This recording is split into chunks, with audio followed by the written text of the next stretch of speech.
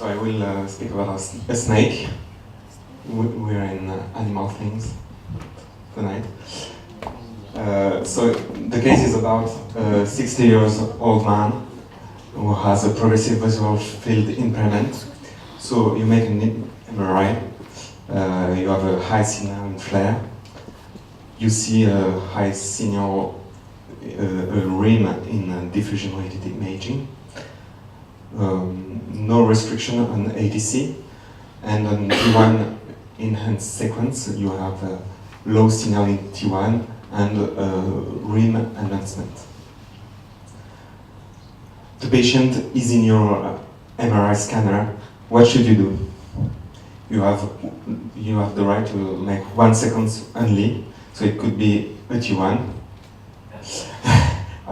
before injection, a perfusion, a T2 star, or a spectroscopy.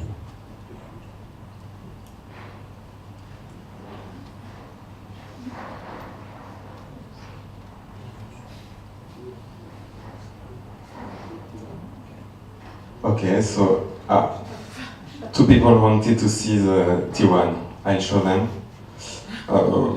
It was dark in T1. It was not blood or whatever.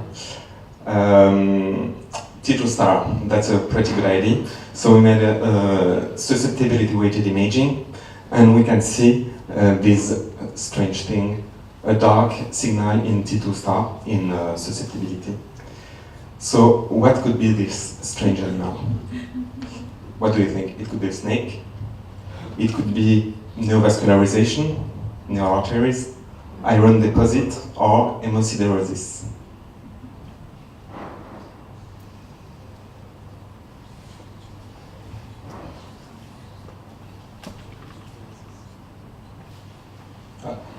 It's quick. So hemosiderosis, you said. Okay, we'll see that. Obviously, it was not a snake. About neovascularization, in susceptibility weighted imaging, we can see neoarteries inside tumor. For example, here in a glioblastoma, we have susceptibility signal, intratumoral susceptibility signal, which is a good sign of neovascularization, but it's inside the tumor. Here, it's in the cortex. It could have been iron deposit.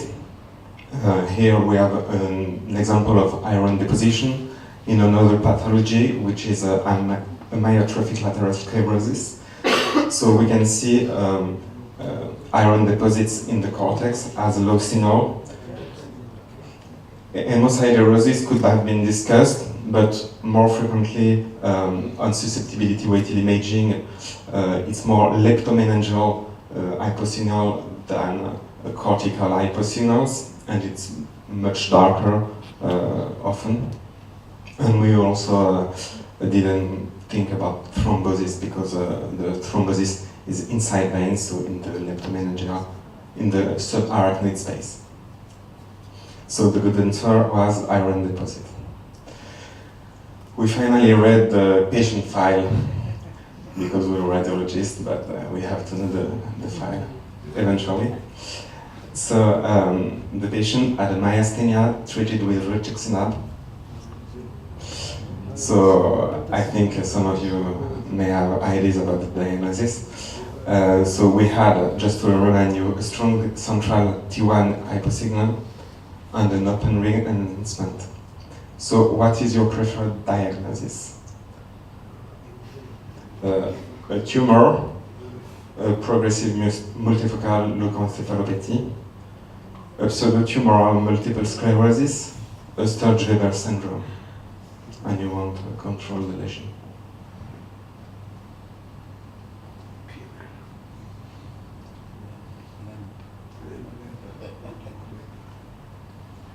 Yeah, so the good answer was progressive multifocal leukoencephalopathy, PLL. So no, it was not a Sturge-Weber syndrome. We've seen an example of Sturge-Weber earlier. The enhancement is a PIAL enhancement. So in order to confirm our diagnosis, we made a lumbar puncture with GC virus PCR, and the result is negative.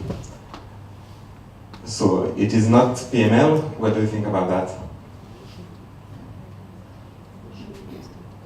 Yeah, in fact, if I ask the question, it's because even if the PCR is negative, you should not uphold your diagnosis, because the PCR for GC virus is not 100% sensitive. So eventually we did a brain pathology on this patient, and we found evidence of demyelinating lesions and the GC virus. So a quick reminder about PML. It's a demyelinating disease due to GC virus, frequently seen in patients with HIV with a low CD4 cell count, or in a patient treated with natalizumab or other immunodepressant. The lesions are confluent, often bilateral lesions of the white matter in high T2 signal, low T1, with an involvement of few fibers, and you can have a rim in high diffusion and an enhancement. We have a pretty important role for the pathology, because it's not always, the clinician doesn't always think about it, so we have to think about it ourselves. About the low signal intensity rim on susceptibility weighted imaging, it can involve cortical fibers or ear fibers, even basal ganglia when it's extended, and it's quite sensitive for PML. It corresponds to iron deposition.